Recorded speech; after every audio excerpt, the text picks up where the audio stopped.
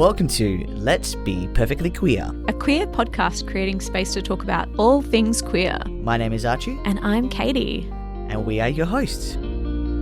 Questions of how you identify, seeking answers to clarify. Whether you're queen or somewhere in between, let's be perfectly queer. And welcome back for another episode. We are up to episode 9. Yes. And what are we talking about? So today we're going to be talking about the history of drag, which I'm really enthusiastic about and I've been wanting to chat about for a while. You wanted to do this topic maybe, like a month or 3 months ago? Yeah, when all the stuff started coming out with anti-drag and all the riots and that kind of stuff. But I've been sitting on it and I've been learning about it, and then we got COVID and we delayed it a little bit. Yeah. And today I present to you the history of drag, hence why I'm in this getup. You do not realise how many times she had an outfit change and costume change just to try to get the right vibe. Where I'm here, I'm like, I'm just going to chuck on some clothes and we'll be fine. I'm in a sassy vibe. I was like, you know what? If I'm doing the history of drag, I'm getting my glam on, I'm putting my lippy on, I'm putting my falsies on, and I'm just going to I'm harnessing it. I'm like getting in, I'm getting my sassy. Yeah. Don't expect this every week, guys. Just saying. This is not the normal me. Appreciate it and then log it in your books for later on when you see some gremlins come out. Don't look close up. So what's been happening? Anything been happening this last week? Do you know what? It's so funny because I'm always thinking about things throughout the week, and then as soon as you ask me, it's like, bam, gone. It's also when people are like, what did you do on the weekend? And my brain's like, crickets. Yeah, there's one student who constantly asks me every single lesson, so what did you do last weekend and what have you got planned for this weekend? And I have no idea. It's just like I get stumped and I'm like, oh, wait, what did I do on the weekend? I always think it's an ADHD thing, but I'm not sure if it is. It could just be we're getting old and our brains just don't compute. Nah. I'm not allowing that to be it. Every time I say we're getting old, she won't have a bar of it. No, it's not that I don't like getting old. I actually really enjoy it. And I totally really love it. And I think that my 30s were even better than my 20s, and my 20s were even better than my teens. It just keeps on getting better and better. So apart from, as you get older, you get some health issues, which is a lot of fun. But apart from that factor, I actually really bloody enjoy it. I feel more confident. I feel more body positive most times. And we've got the best mates. We've got such a great support network. We've just got awesome friends, awesome family. Living our best life. With me, I've just finished my 7 to 9 reports. They're all done. Marking. Jeez Louise. I've got 10s to do this weekend, and then it's a bit more of a relax before I hit the school holidays, which would be nice. So that's what's been happening in my world. And so I've been very, very, very tired. Oh, bless. All the kids are like, oh, you look tired. I'm like, yeah, I am. Thank you. Appreciate that. By the way, what are people trying to achieve when they say you look tired? Is it, I know half of it comes from a point of care, but then also you could be, are you okay? Yeah, that's a better thing to say and be like, you look tired, and be like, why, thank you. It was what I was aiming for. Yeah, when someone says, you look tired, I'm like, thanks. Yeah, I needed to hear that right now. It's funny because for me, sometimes I want to turn around and be like, yeah, I have Graves' disease, so my eyes just look a little bit worse. So thanks for that, for pointing out that I have an autoimmune disease that affects my under eyes. So thank you so much. Yeah, I once had someone on TikTok with one of my transition videos say, oh, you know what changed? Those bags, they got big. And I'm like, yeah, thank you for pointing out my autoimmune disease and the fact that my bags have got worse due to having Graves' disease. So thanks for that. And they had nothing to come back with. Oh, that is the best. Yeah. That is actually the best. I love that.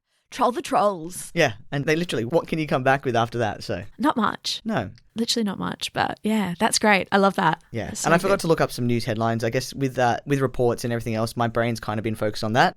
So I just didn't have the time, unfortunately. So we'll come back next week with some more what's happening around the world. But what's going to be really cool, and hopefully we'll be able to talk about it next episode, is this really cool thing that we're going to see and check out this weekend, which is Strange Perth. Yeah, that should be fun.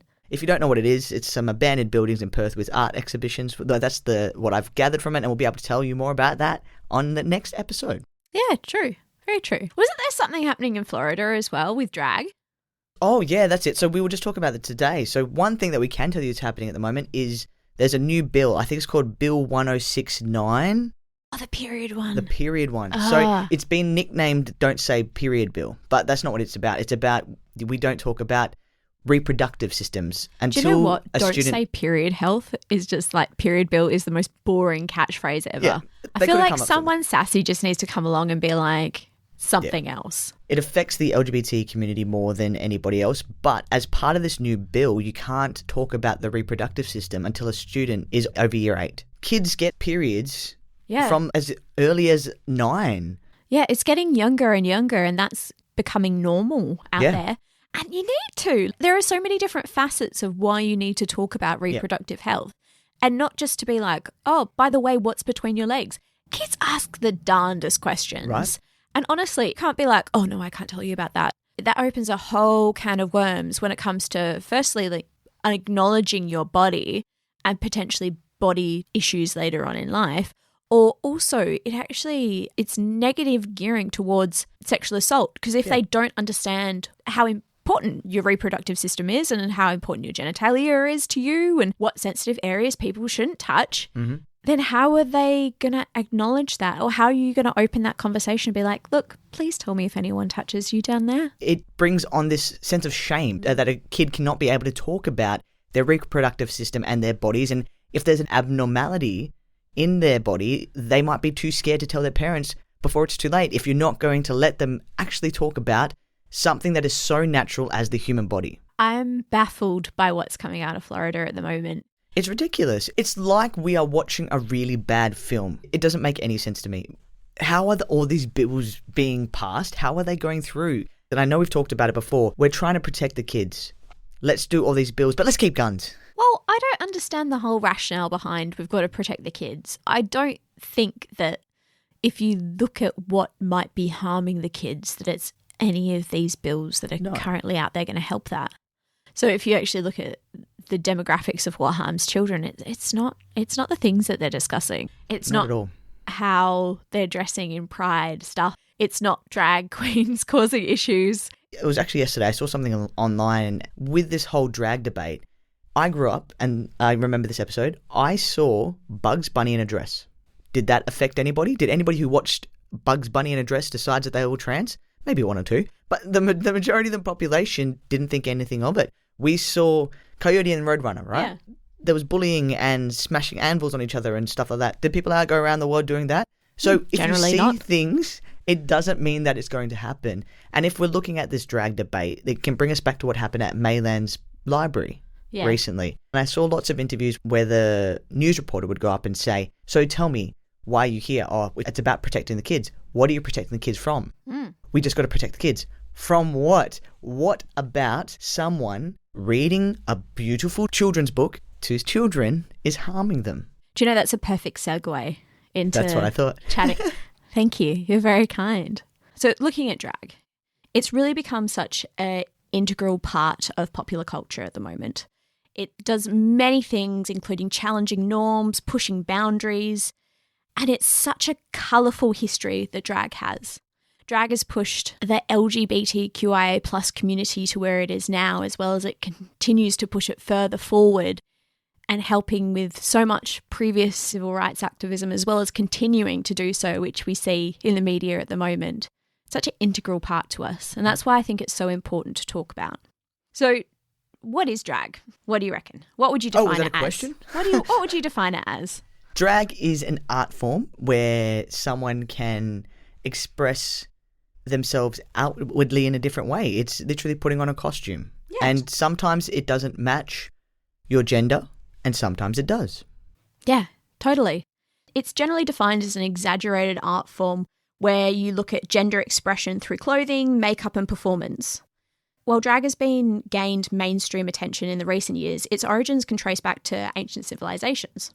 So cross-dressing, which is not a great terminology to use, but we're going to be using it today because it references a lot of the previous history of drag, and gender-bending performances were prevalent in various cultures throughout history. And one of those examples is actually ancient Rome, when men would often perform female roles in theatre because females weren't allowed to. Yes, females weren't allowed on the stage. And I'm sure you're going to talk about Shakespeare. Yeah, totally. I am. I'm going to talk about a lot of different places. As earlier mentioned, drag has its roots in ancient civilizations. There was often performances were served religious, ritualistic, or theatrical purposes. In ancient Greece, for example, men would portray female figures in theatre to explore various aspects of femininity. This practice continued in Roman theatres where men took on female roles showcasing the fluidity of gender expression even in those early times. Mm-hmm. How crazy is that? And if you look at images and performances and you look at the history of that, there wasn't as big of a gap between male and female as there is today. I'd be interested to see where that all changed, because where has it gone from androgyny to anybody can play any role? Do you know what? I'm going to tell you about that too. Thank you. Because Can't wait. it's interesting to see how it's so evident in so many different places. So you have, like we were just talking about, Greece and Rome, and it was also in the Philippines as well. So before it was colonized by Spain and then in mid-1500s, the nation custom for men to dress in women's clothing. So it was a normal. It wasn't really identified that there was any issue between what was meant to be male and what was meant to be female. But however, when the Spaniards arrived, they not only outlawed homosexuality, but executed men that appeared to be homosexual.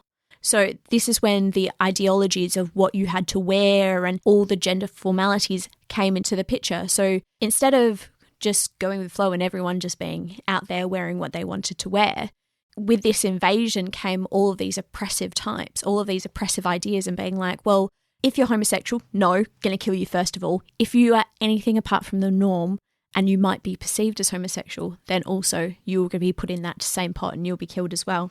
So it's all these different areas. It seems to be a complete global issue in which we didn't have a problem and then it started becoming a problem as these kind of thoughts started becoming privy throughout the world. Apart from that, when we come a little bit further closer to the modern era, so we're talking about the Shakespearean era, drag became to take shape in more recognisable forms as we see today. So again, women were not allowed to participate in theatrical productions, so young boys would portray female characters. And this tradition continued for several centuries, even as women were gradually gained access to the stage. If you think about it, young boys. But nobody saw an issue with that. No, exactly. And it was an art form. Yeah. It was an art form held in high regard to be able to be on the stage. It was. And it was like, no, lowly women can't be doing it. Men can do it and young boys can do it. And that's fine. Are we getting a theme here? Yeah. It's very interesting. We start going across to pantomimes and that kind of personality types. And you have the first era of female impersonation in Europe. And it starts coming in comedy rather than just uses in the Shakespearean tragedies and the Italian operas, which it was previously. So this is when you start getting these mocking characters. So you had these dames that would be very satirical and they would be very out there and they wanted to hyper express the female attributes, in which there was all these different depictions between women being incredibly submissive or women being the whores out there. So they had, of course, like the Shakespearean ones where we were very submissive and you had these like lovely feminine attributes, or you would have these pantomime dames and they would go from charwoman, which would be like cleaner, to the grand dame, which would be these aristocratic characters. Kind of interesting in that way as well. Gender issues in the 18th century, around in London as well as just throughout the UK, is when the English Society of the Georgian era, which is what it was at that time, put high importance on the concept of family and household fundamental units for reproduction, for subsistence, as well as for interactions between these generations. So male and female roles evolved into these very static forms. You would have the male very much characteristic to be assertive roles, and then you have the female who was very much the housewife, maternal roles. So you would have those two, and that would be it. And anything else that deviated from that would then be classed as homosexual and then ended up with having jail time. Would you then also argue that the Christian and Catholic values and the family thing played a massive role in what was believed to be masculine and feminine and the ideas and the societal beliefs of male and female? It's a good question that you pose, because I would definitely say it would play into it. Mm-hmm. I'm not sure where specifically it came from, because of course, like, if you're looking at the Bible as a backstory, it's written by men. So it's very much written with the cis male archetype ideologies built into it. So it's quite hard to depict where it's come from with how many translations it's had, as well as who's been writing it. So I'd say, yeah, of course, like that definitely factors into it. It's crazy because even like if you look back at Egypt and Cleopatra, she actually used to dress in male clothes a lot of the time as well. And she was such a prominent figure and such a powerful figure out there. And there was speculation previously that she used to do that because she felt that it kind of promoted this, in essence, masculinity and this more power, and therefore she could be like not worshipped better, but people would follow her to a better degree. Wasn't there also rumours that she was possibly LGBT and that she had a secret girlfriend? I mean, there's speculation. Yeah, I feel like there's a few people in history. This would be an interesting topic about some of the famous people in history who were queer, who later on, I think wasn't even Anne Frank or someone from that time, they realised that they were possibly part of the LGBT based on letters and things that were written. Do you know there's a really good podcast that actually goes to different historical figures and looks at it? So Queer as Fact is a great Australian podcast. Oh, I like that. That's really good. Yeah. Yeah, great Australian podcast, and they look into how different historical figures may be queer, and they look at all these different resources out there, and it's really interesting. Queer supporting queer. Yeah, you know it. Love it. So the other thing that emerged around this time, because if you think about it, if you've got so many people who don't really sit into the epitomes of like male attributes, female attributes, people created these places to meet and kind of exhibit their different personality types. So this is where you started having molly houses. Have you ever heard of molly houses before? No, I'm not sure. Are those for the drag houses with the drag mum and stuff, or is that different? Yeah, I mean, potentially. So molly houses generally were stereotyped as being houses where homosexual people could go and have sex, generally gay men going and having sex. Okay. Yeah, that's not what I think it was. No, completely different. Cool. But also it was used as a safe space to exhibit gender non-conforming behaviour as well. Mm-hmm. So if you didn't necessarily sit in a way of being only masculine, and it was for men generally, if you think about it. It was a place where people could be safe and be who they wanted to be. So often they would dress in female garb. They would be very hypersexualized. They would be very flamboyant, very feminine, very everything that they needed to be. What they couldn't be outside in the real world. In the real world, in aristocratic society and all the rest of it. So behind closed doors, they would have these safe spaces. I know this is a little bit off topic, but talk about safe spaces and that kind of thing. I grew up in a small town, and if you guys have been listening to episode 1... You know the gist.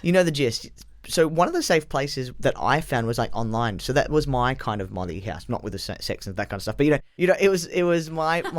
There's probably some gay men rolling around their grave and be like, "Ooh, your molly house." But you know what I mean. It was my safe place to explore. So things like Sims and was it something Life online and stuff. And I played male characters because I was like, I don't get to be a male character in real life. And so video games, I always played the male character. Even I can't remember what it was called. It's like Second Life. But that was my safe place. So, yeah. Do you know, that fits in really well with what's next. So when female presenting people were allowed into the theatre, often in the Shakespearean plays, there was a lot of characters that would actually, females dressed as men. So, and I'm not going to go into which specifically because there is a lot out there. And to be honest, I'm not that interested in Shakespeare. I'm not going to lie. Either am I. I know I'm terrible. Wrong podcast. So they had a lot of female characters that would dress as men for a couple of different reasons. One of the reasons would be because a female had to travel, and this actually transferred into general life as well. So they would dress as men because it's safer travel. You're not going to get robbed if you're dressed as a man. Less likely. Exactly. Other thing was job opportunities, both in theatre as well as outside. There was a lot of published women who were published under a pseudonym, which was a man, because that was the only way to really do it, or taking jobs as a man so they could actually be lawyers. So they could do anything. So they could go in and get opportunities because... that weren't afforded to them back in the time due to their gender. Yeah, totally. Because it wasn't afforded to women because they had these gender stereotypes of what you had to sit with. Ooh, it's been happening for a while, hasn't it? Yeah, no, it's been happening for a while and it still is happening. Even just looking at names and that kind of thing. When I went for a retail interview, my last name is Asian, right? Walking in, they're like, oh, I expected someone Asian. I was like, well, I am Asian. I am half Asian. I might not look Asian, but you can't, in the first 5 seconds of meeting me, say, oh, we were expecting someone Asian. Also, why does that matter? Right? You're looking at someone's CV based on the experience that they have. You've looked at their references as well.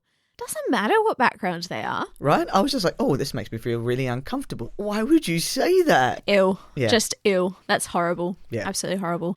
I'm going to briefly go into what minstrel shows are, which actually goes well into racism. Have you ever heard of minstrel shows? Or? No. Yeah, good. I'm glad you haven't because it's not a good thing. No, it's not a good thing. So minstrel shows across in the United States, these were shows where people would put on blackface and it was used as a racist form of entertainment, so evidently racist. So they would mock African-American men, but then as time went on, they thought it was amusing to also mock African-American women. So then they would dress up not only in blackface, but also as a woman, and then they would mock it.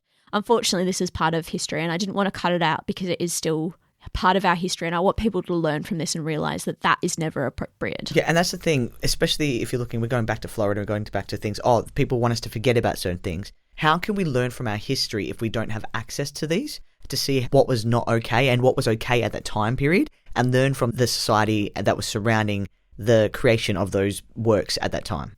Yeah, you're so right. I couldn't agree with that more, because it's one of those things, if you're wanting to progress forward and you're trying all these different things, if you've cut it out, people are going to try it again. You've got to be like, look at how distracting that was to our society. Look how many people that harmed. Don't forget what you did. Never do it again. Because in essence, you are just erasing history. And how can we move forward as a human race, as a society, and grow from it if we're erasing history? And that's the fears of what's happening in America right now. Because if you erase it, are we just going to go backwards and repeat some terrible stuff that happened in history previously? Kind of in Australia as well, looking at what's going to be happening with the referendum. Oh, yeah. I hope we move forward. I hope we move forward too. And I'm a bit worried with because I know that when we had the same-sex referendum, how homophobic those arguments and discussions became, and how I had people who I thought were my friends openly tell me that they did not believe in same-sex marriage because it was going to ruin the sanctity of marriage and it is disgusting. It makes me scared for our First Nation individuals out there, because I'm like, we need to move forward. We need to move forward and make sure that they've got representation and make sure that we're all in this together, making this a better life to live in Australia. The more voices that we have, the better that we are able to represent our whole country as a whole. We'll talk about this a bit more next week when things are on the ball. But anyway, so fast forward to the 19th and the earliest 20th centuries, drag performance evolved into more of a overly comedic and exaggerated form. So this is where you had your vaudeville as well as your burlesque shows that became popular, performing on a platform for male performers to entertain audience dressed as a woman. So these shows often incorporated singing, dancing, comedic routines, and then captivating spectators with their outrageous and satirical performances. This is where it starts actually getting interesting. No, that's cool. I actually saw someone today on Instagram who they have this category called queerlesque. Oh, I love that. Right? That's so cool. It's everybody. So with vaudeville, because I'd heard it before, but I never really had gone into it very much. With vaudeville becoming more popular, it allowed female impersonators to become popular as well. So many female impersonators started with low comedy in vaudeville and they worked their way up as prima donnas. This actually was in 1904 is when you started getting drag queens as you would kind of see them today. Is that where that whole you're being a prima donna kind of quote came from? Yeah, quite possibly. I won't say 100%, but quite possibly. So they were known to perform songs, dance routines, change into multiple costumes. Fun. It sounds like Fringe. All the great stuff that we see today. In New York, a famous female impersonator called Julian Eltidge, and this was 1904, found success and he eventually made his way to Broadway stage performing as a woman in The Prima Donnas. He appeared more elegant, refined, while still retaining his comedic elements. And he became so incredibly popular, he had his own magazine. Oh, wow. I know, he had the Julian Eltidge magazine and beauty hints, and that was in 1913. How crazy is that? I Googled it. When did magazines come about? Probably a little bit after newspapers. He published his magazine and it had beauty and fashion tips, and he would pose in corsets and had cosmetic advertisements. Cool. So he was funded by cosmetic companies. Yeah. How crazy is that? People used to buy it. In 1913. 1913. Crazy.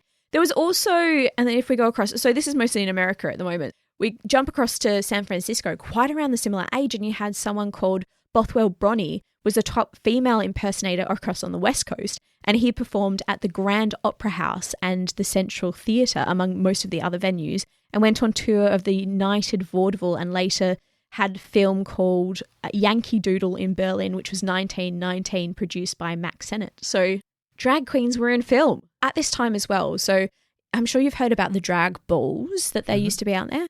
Drag also found its home within the LGBT plus communities during the 20th century, where they used to have underground balls, and pageants became spaces where people could express themselves freely.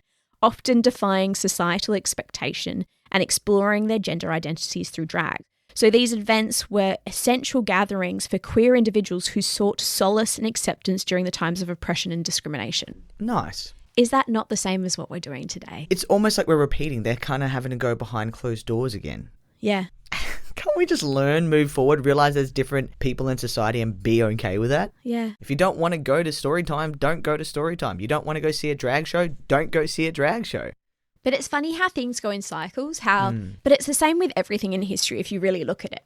We learn, we have a great time, people start doing shit things, and then you get the protests. If you think about the oppression started 1920s across in the UK, and then when you're coming across to the US, it was also 1920s, but on a different side, and they started actually celebrating it. And then you go back to the 1960s, which is when all the civil rights activism started happening because people had negative thoughts towards it again.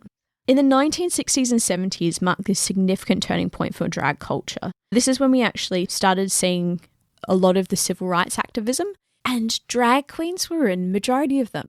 So I know we mentioned Stonewall last year, but last year. How long have we been doing this? Last week. We did Well, a couple of weeks start ago. last year. Anyway, I know we mentioned Stonewall last month. Some of the first just before Stonewall, you had the Cooper Donut Riot, which is in May 1959, which is an incident in Los Angeles in which drag queens, lesbian, transgender women, and gay men rioted. It was one of the first LGBT protests in the United States. Why donuts? Don't ask me questions like that. I don't know why. I've got a lot of shit on here. I was like, I'm so interested about what this donut thing is.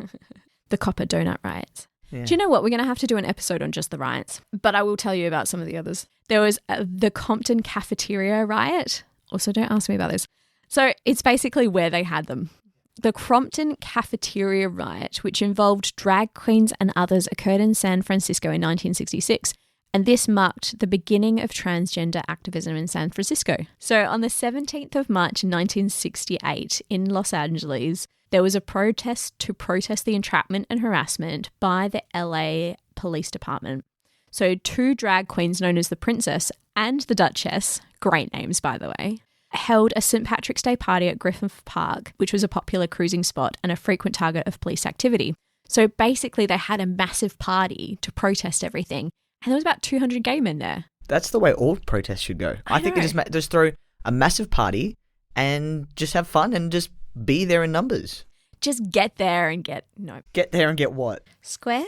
Next, of course, we had the Stonewall riots, which was in June 1969. And then during the summer of 1976, a restaurant in Fire Island in Pines, New York, denied entry to a visitor in drag named Terry Warren, where Warren's friends in Cherry Grove heard what happened and then they dressed up in drag and then they sailed down to the Pines by water taxi and it turned into a yearly event. That's in which very they cool. still do, and it's called the Invasion of the Pines. I love that. It's Isn't very that cool. so cool? Okay, so I was just going to quickly mention well-known drag queens because I was thinking about it, and I'm like, I grew up with a well-known drag queen. Yeah, I know who it is. Who? Dame Edna. Yeah. Do you know when Dame Edna hit the screens? I don't know. I was very young, and it was I think like Dame Edna even used to say goodnight, kitties, and all that kind of Yeah. stuff. And I think When did you think that they hit the screens, though? would have been like 90s. 1950s. Oh wow. She was hitting the screens as Makes a sense, drag actually. queen in the 1950s. So Dame Edna Everidge or Barry Humphries, who Yep. actually, rest in peace, died this year, which was really unfortunate and sad.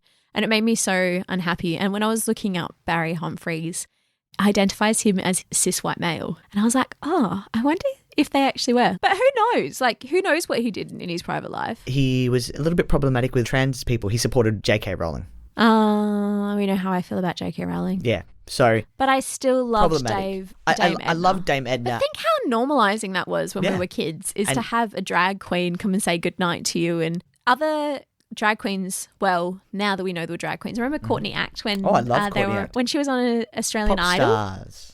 No, she was on Australian Idol in 2003. I could be wrong. That's fine. I just know her from Australian Idol, and I remember always thinking, oh my gosh, she's so gorgeous. And then all the scandal it was when she came out as a drag queen.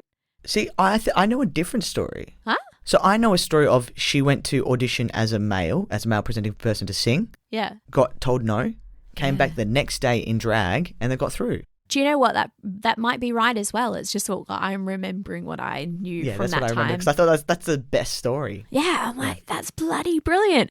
Do you know what I remember thinking at that time and being like, but they're so beautiful. How are they so beautiful? I want to be so beautiful. Yeah, I thought, oh wow, like they are a stunning drag queen because they did it in a different way. It wasn't very overtly over the top makeup. Courtney's gorgeous, downright stunning. And then if you look at RuPaul, Yep. which Love RuPaul. if you guys don't know RuPaul actually started off as a drag queen in the New York club scene and then released the single Supermodel You Better Work, which turned Yes. into an album. That was massive. Yeah, that was absolutely massive.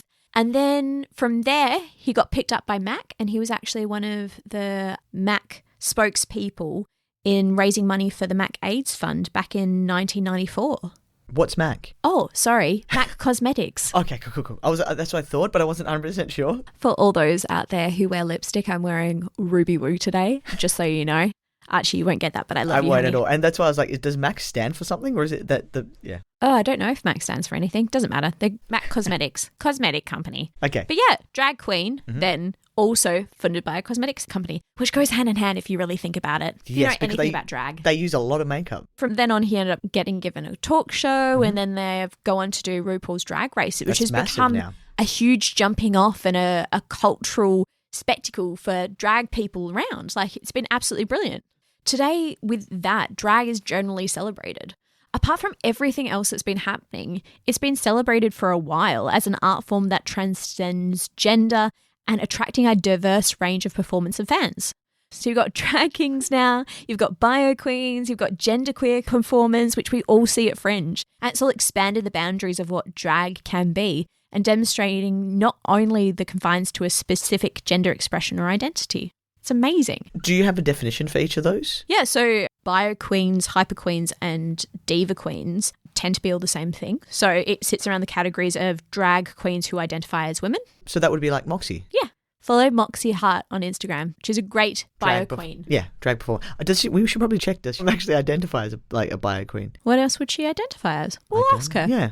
Drag kings, which is a performance artist who dresses yep. in masculine drag. Yep. To be a drag king, you don't have to identify as male or female. No, because there are a couple in Perth who are transgender males who are drag kings. And there are cis males who are drag kings, and you can be a cis woman or It's just about being female flamboyant presenting. and a bit more out there and not necessarily flamboyant. With drag I meant kings. stereotypicals in your performance. You play on those stereotypical things a little bit more. Yeah, that's where the satirical element came into that's it. it, So yeah. drag has become an essential part of pride parades. We Yes. see them every year, don't we? We see them at our queer events. We see them in mainstream entertainment even now.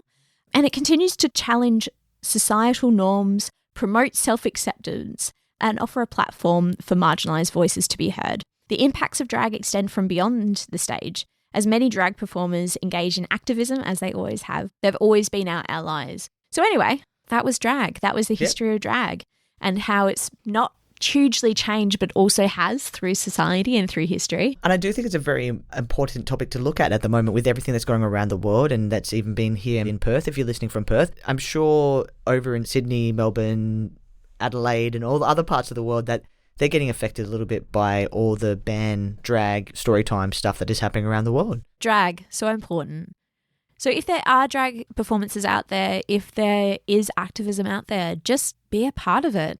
It's been so rich in our queer culture. They've done so much for us. And it's so bloody fun. Like, I highly encourage you to see drag performances. So that's the history of drag, folks. Thank you for listening all the way to the end. Thank you so much for all the support we've been getting, the messages, the comments. It's been beautiful. Yeah. And if you want to hear about anything, send us a DM, Yeah. send us a comment. What do you want to hear from us? We've got a lot of things in the pipeline. We always like to hear from you. And don't forget to rate, review, and subscribe. Oh, yeah. Rate, review, subscribe. And thank you so much. And yeah. Oh, and we're What? getting a TikTok. Hopefully by the time this episode's out, we've worked out all the issues and you can see us. We're going to show a bit more from behind the scenes. It'll be on our Instagram as well. Yeah. Tell me how beautiful I look. So thank you for listening. And I hope that we have been Perfectly queer.